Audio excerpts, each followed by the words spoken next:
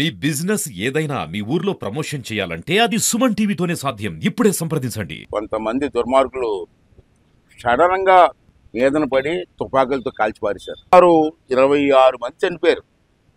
ఎందుకు చంపారో ఎవరికీ తెలియదు. ఎందుకు చంపారో అని ఇప్పటికీ తెలియదు ఎవరికి.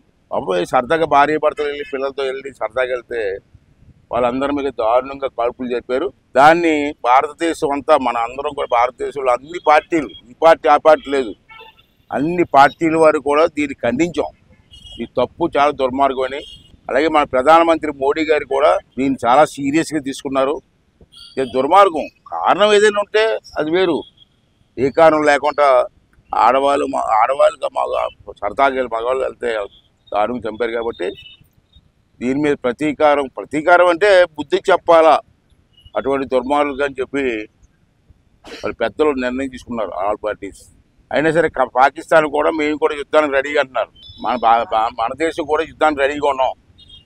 బహుశా ఏపీలో యుద్ధం జరగవచ్చు. అప్పుడు చర్చలు జరుగుతున్నాయి. ఆ యుద్ధానికి ఒకసారి అటువంటి దుర్మార్గులకి నా సొంత అభిప్రాయం ఏంటే నేను మొన్న చెప్పాను. నన్ను అడిగారు మీ అభిప్రాయం ఏంటని. అటువంటి దుర్మార్గులు వదలకూడదు, ప్రతీకారం తీసుకోవాల్సిందే.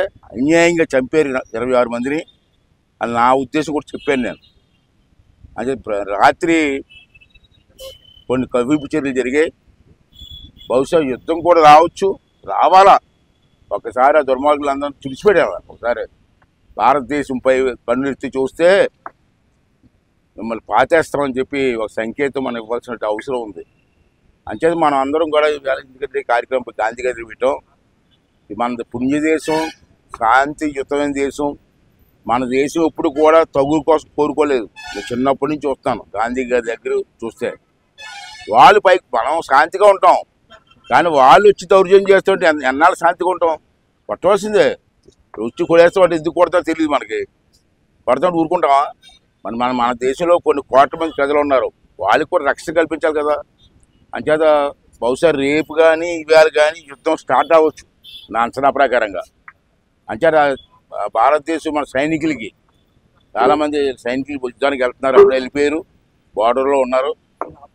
ఏ టైంలోనే అవ్వచ్చు. అంచేత మనందరం మనం చేసేది యుద్ధానికి మనం వెళ్ళలేం, కానీ మన దేవుని ప్రార్థించి మన సైనికులకి ధైర్యాన్ని ఇచ్చి ముందుకు నడిపించి దేశాన్ని కాపాడే ధైర్యాన్ని ఇవ్వాలని చెప్పి ఆ దేవుడిని మనందరం కోరుకుందాం.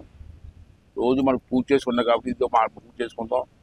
మనందరం కూడా ఒక సంకేతం. నర్సీపట్నం గాంధీ గారి విగ్రహం ధరించి ప్రధానమంత్రి మోడీ గారు, భారత ప్రభుత్వం మీరు భయపడవలసిన అవసరం లేదు, భారతదేశంలో ఉన్న ప్రతి ఒక్కరూ ఆడ మగ పిల్ల అందరం కూడా మీకు అండగా ఉంటాం అని చెప్పడం కోసమే ఈ కార్యక్రమం పెట్టడం జరిగిందని చెప్పి సందర్భం చేస్తూ, అలాగే భారతదేశంలో ఉన్న అన్ని పార్టీలు రాజకీయాలు ఎందుకంటే మన దేశం అందరూ కూడా అన్ని పార్టీల వారు కూడా సంఘీభావం చెప్పి మన సైనికులకి అండగా ఉండి మన సైనికులకి ధైర్యాన్ని ఇచ్చి ఆ పాకిస్తాన్ దేశం దుర్మార్గులకి బుద్ధి చెప్పే కార్యక్రమానికి విజయవంతం జరగాలని చెప్పి భగవంతుని కోరుకుంటే ఈ యుద్ధానికి మీ అందరం కూడా సంపూర్ణ సహకారం అందిస్తామని చెప్పి కూడా మనం ఈ సందర్భంగా మనం ప్రమాణం చేయవలసినటువంటి అవసరం కూడా ఉందని చెప్పి ఈ సందర్భంగా మనం ప్రమాణం చేస్తూ మరి మంచి కార్యక్రమాలు పాల్గొనడం మీ అందరికీ, ఆడవాళ్ళకి మగవాళ్ళకి అందరికీ